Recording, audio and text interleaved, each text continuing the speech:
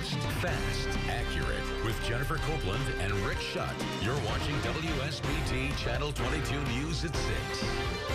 Well, a sad anniversary for our community tonight, and even more trying for friends and family members of Krystle Dikes and Rachelle Godfread. Two women gunned down inside the Martin's supermarket on East Bristol Street in Elkhart. WSBT-22's Kelly Stopsinski sat down with Dikes' parents. Kelly, their pain still so very raw. Jennifer, Krystle's stepmom says she always shopped at that Martin's store, but hasn't even been able to drive by it until today. She went inside earlier this afternoon and put this single purple flower in the spot where her daughter died. And Krystle's dad is haunted by a story he heard on the news 1 year ago tonight.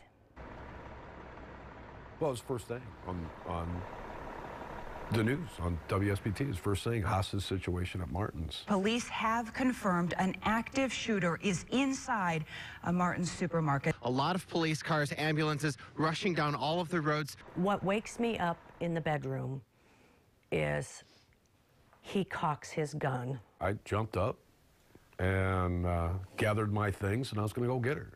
I'm trying to call Krystle,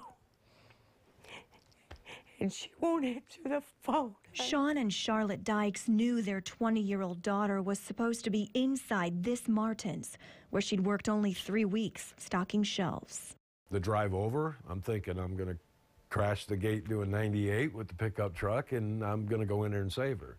Instead, he had to wait hours outside until police used his description to identify Krystle as one of the two victims shot and killed by Sean Bear. I'm kind of torn there with wanting to understand it and knowing there's no possible way that you could ever understand why somebody would do this.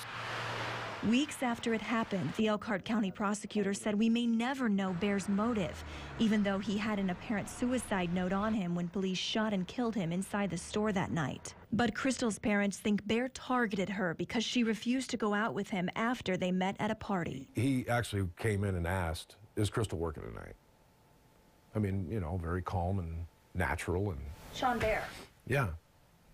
And he said, "Oh, yeah, you know, she's here. She's in the back. She'll be out in a little bit." And forgiveness? Never.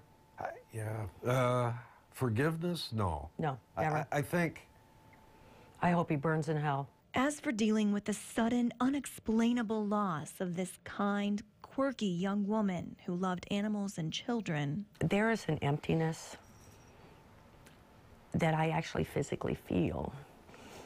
And the best analogy I have is, you know how when you crave a food and you eat it and then you go, nah, that's not what I want, because that feeling is still there. It starts in the pit of your stomach and it runs up to the back of my throat. That feeling is with me all the time. All the time, it's there. can't even imagine what they're still going through. Sean and Charlotte also say they have not even been able to go to the cemetery to visit their daughter's grave since they buried her a year ago. They don't even talk about it. No, your heart just aches for them. I mean, you were telling me that they couldn't even pick out a headstone for her. They said the cemetery kept calling them, look, you've got to do this, you've got to do this, and they just couldn't bring themselves to even do that, but they finally did in June. You talked with them about what their response was in how Martin's handled all of this. And they say Martin's went above and beyond by providing all the flowers and food for the wake and then the funeral service. The store also paid for her funeral, they said, and offered on-site counseling to her co-workers right after this happened. Did they ever have any contact, any connection with the shooter's family? You know, a little bit. Krystle's dad says the only contact came from Sean Bear's younger sister during a candlelight vigil that happened right after the shootings. He says that she hugged him, explained who she was, and apologized. Yeah, very, very tough to hear, and sad. you know, our hearts go out to them. Yeah. Kelly, thanks very much. You know, Martin's released a statement earlier in the week saying, in part, our thoughts and prayers continue to be with the friends and families of the victims, Rachelle Godfread and Krystle Dikes, as well as with the co-workers of Krystle, who was a member of the Martin's supermarket family. May time work to help heal the wounds inflicted by this tragedy, and may our hearts find peace in their